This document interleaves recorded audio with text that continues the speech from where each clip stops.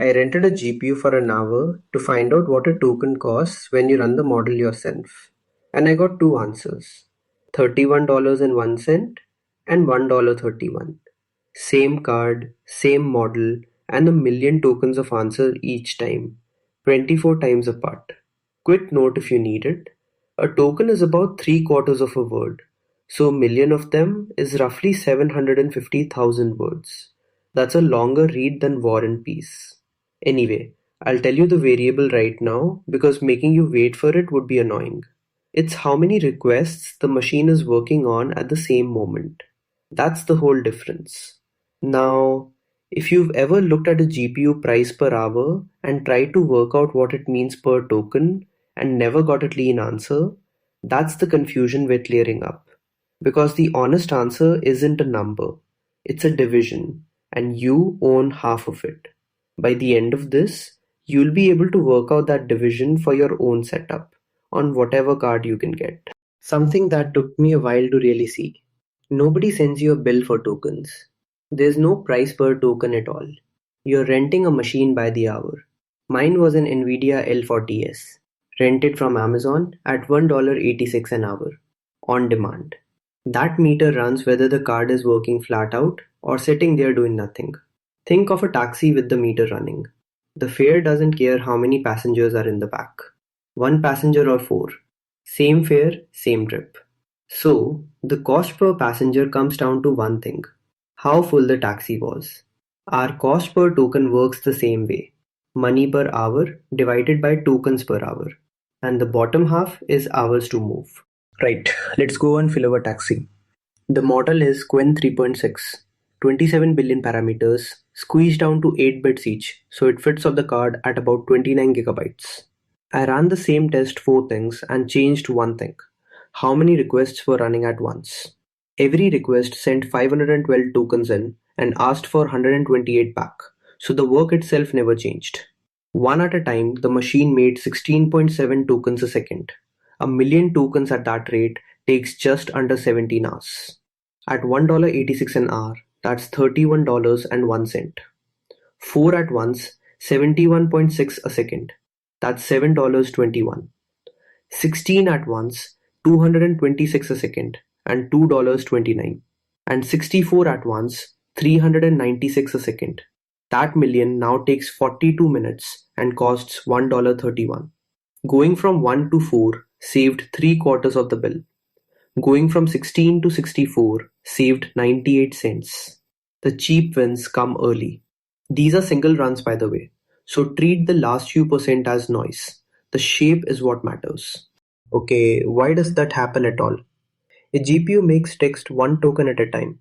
On a dense model like this one, every single token means reading the whole model out of memory.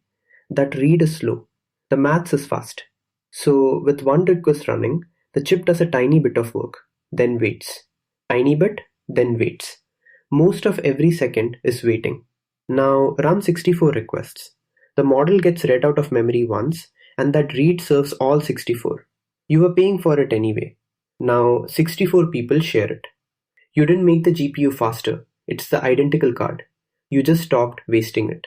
But sharing one read across 64 requests should be worth a lot more than 24 times. Why does the curve flatten? Two reasons, and the first one is the test I chose. Every request here sent 512 tokens in and got 128 back. So most of the arithmetic in my test is reading the prompt, not writing the answer. And reading the prompt is a different job. It's arithmetic heavy rather than memory heavy. And arithmetic doesn't get shared the way that one big read does. If I'd sent short prompts and asked for long answers, this number would look better. Working it back out of my own figures, more like 36 times than 24, not 64. The second reason is that the work which never gets shared keeps growing. Every extra request brings its own prompt to chew through and its own notes on that conversation to read back. Those notes get read and written on every single token for every conversation in flight. Hold that thought, because those notes come back at the end of this video and they turn out to be the harder limit. That part scales straight up with the number of people. To be clear, At 64, the card still had room to spare. Push it higher though, and you do hit a wall. And it isn't the wall I expected. I'll come back to that. Now, for the part you pay for. With one request running, the first word came back in 140 milliseconds. Basically instant. At 16 at once, the slowest one in every 100 waited 1.86 seconds for that first word.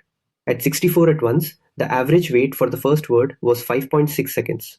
And the slowest in every 100 waited 16.8. That's what people mean by tail latency. Not the average. The unlucky few at the back. This is also where a taxi stops being a good picture. So let's retire it honestly. In a real taxi, 4 passengers arrive when one would.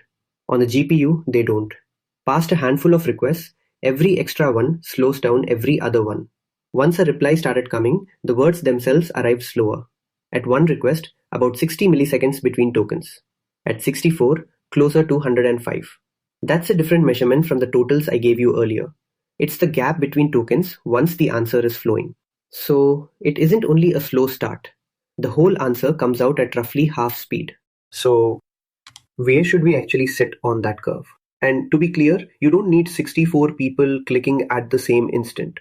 Requests arrive one at a time, and the server holds whatever is in flight together in one batch. Busy is busy, however it got that way. Look back at 16. $2.29 per million, and the slowest one in 100 waited under 2 seconds for its first word. Since a chat streams, that first word is what people feel, so that's a real chat experience. 64 gets you to $1.31, half the price again, and buys it with a 17-second wait for the first word for the unlucky ones. That answer isn't finished for about 30. If somebody is watching a cursor blink, that trade isn't available to you. If you are running a nightly job over documents, nobody is watching, and 17 seconds costs nothing. Same hardware, completely different right answer. One honest warning about that $1.31. It assumes the machine is busy every second you're paying for. Real traffic isn't like that. Heave the box up all month at $186 an hour and it's about $1,360, whether anyone used it or not. You'd think you could just turn the number of requests up until the memory ran out. I tried it on this same card in an earlier run. The server refused to start. Not slowly, it wouldn't run at all. So here's what's going on. And it's about a second kind of memory. Reading the model is one thing, and that's shared. But the machine also keeps notes on each conversation, and those aren't shared because they are yours. Normally those notes grow as the conversation grows. In this model, 3/4 of the layers don't work that way. They squeeze your conversation into a fixed amount of space instead. And that space is the same size whether you send 5 words or 1,000. The remaining quarter still keeps ordinary growing notes. So why did it refuse to start on us rather than just slow down? Because it reserves that fixed space for every conversation the moment it boots. Ask for more conversations than it has room for, and it never gets going at all. On my card, it had room for 191. The default asks for 256. So it wouldn't start, and the fix was one flag, max numseeks, set to something it could actually fit. Which means the usual trick, trimming your prompts to fit more people in, bought me almost nothing at the prompt lengths I tested. What did help was giving the server a bigger share of the card to hold those conversations in. Same card, just a different setting. I said the opposite the first time I wrote this up, and I was wrong. Here's the whole thing as one instruction. Take what the machine costs per hour and divide it by the tokens per hour you get at a weight your users will actually accept. Not the best number in a benchmark. The number at a speed you can live with. Then put a hosted price next to it. Careful here, because this is where I nearly fooled myself. My $31 is 1,000,000 tokens of answer. But every answer dragged 4 times as much prompt through the card. And I paid for that too. So it isn't an answer-only price. And you can't compare it to an answer-only price. Let's do it properly. As I record this, a small hosted model charges 40 cents per million tokens of prompt and $1.60 per million of answer. At my ratio, 1,000,000 tokens of answer drags 4 million of prompt. So that's $1.60 each way, $3.20 all in. Against my 131 with the card saturated, or 229 at a latency a person would sit through. Different model, so it isn't like for like on quality. But now you can see the shape of it. Self-hosting wins when you keep the machine busy, and roughly draws when you don't. The machine, the model, 4 benchmark runs and the mistakes cost me $2.71. The server is vLLM, it's free. The model is Qwen 3.6 and the command is on screen now. So you can run this on whatever card you can get. I teach AI infrastructure like this, measured instead of argued, at systemdesign.academy, and the links below. On your own GPU, you aren't buying tokens, you're buying hours. What comes out of an hour is up to you.